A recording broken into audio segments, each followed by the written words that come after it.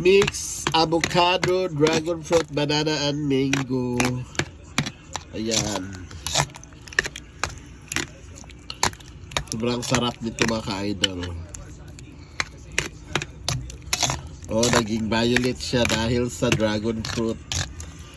Pink pala.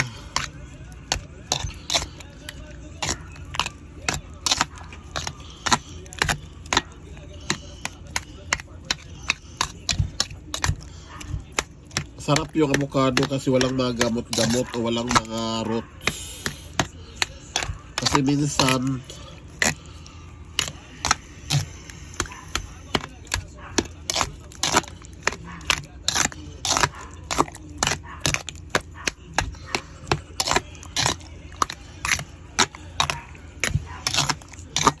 diba nawala ang kulay green dahil sa dragon fruit. So creamy.